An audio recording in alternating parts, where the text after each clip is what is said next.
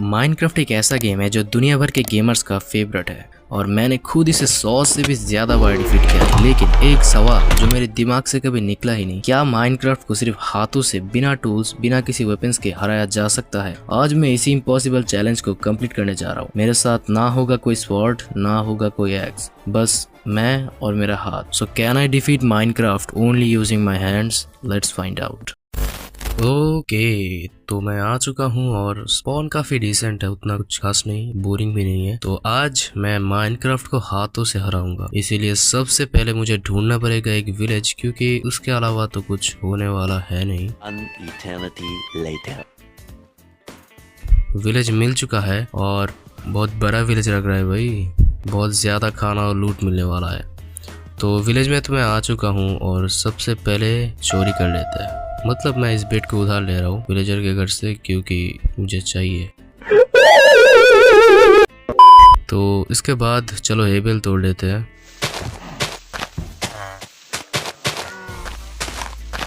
मेरे पास इनफ हेबल्स तो आ चुका है, अब गोलम को मारना पड़ेगा। आजा बेटे, आजा आजा आजा। इस गोलम को मारना भाई बहुत ही ईजी है, ये भाई क्या ही मारेगा। Are you sure about that? अबे अबे अबे अबे रुक जा, no problems, no worries, never mind. आजा आजा आजा बेटे।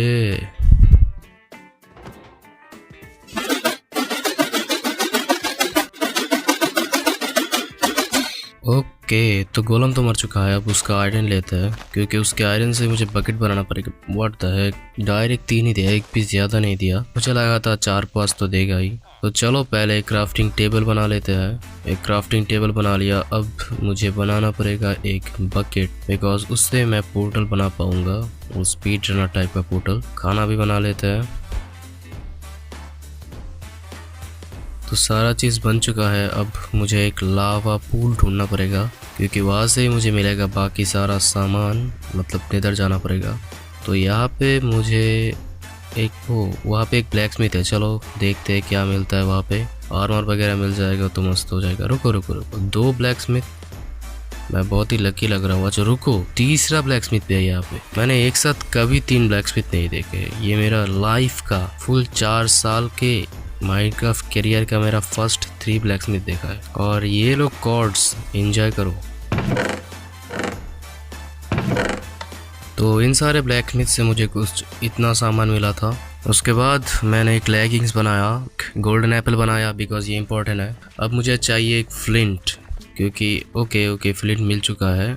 इस फ्लिंट से एक फ्लिंट एंड स्टील बनाना पड़ेगा। फिर एक पोर्टल बनाता हूँ। तो मैंने पोर्टल कंप्लीट कर लिया था, सबसे छोटा पोर्टल है भाई ये। कोई ना, पोर्टल बन चुका है। अब इस पोर्टल में चले जाते हैं। एक लास्ट बार मैं इस विलेज को अलविदा बोल रहा हूँ, बिकॉज इस विलेज ने मुझे बहुत ज़्यादा सामान दे दिया था।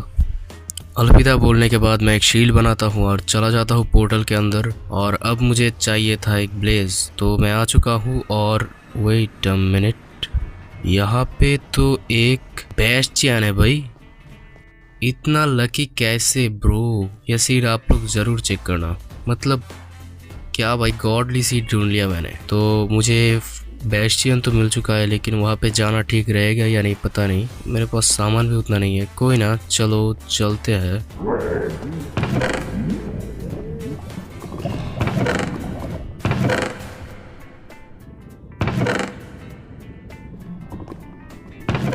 तो उस बेस्टियन से मुझे कुछ उतना सामान मिलता है। अब मुझे ढूंढना पड़ेगा एक फोर्ट्रेस, तो चलो फोर्ट्रेस ढूंढते हैं।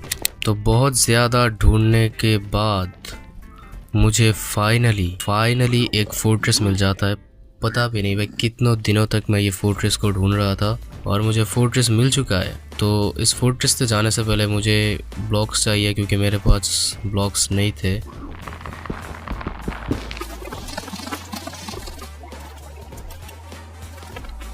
तो बहुत देर तक ब्लॉक्स वगैरह तोड़ने के बाद मैं फोर्ट्रेस में जाने लगता हूँ। और फिर मुझे ब्लेजेस को भी पेलना था, तो उन्हें भी पेल देता हूँ।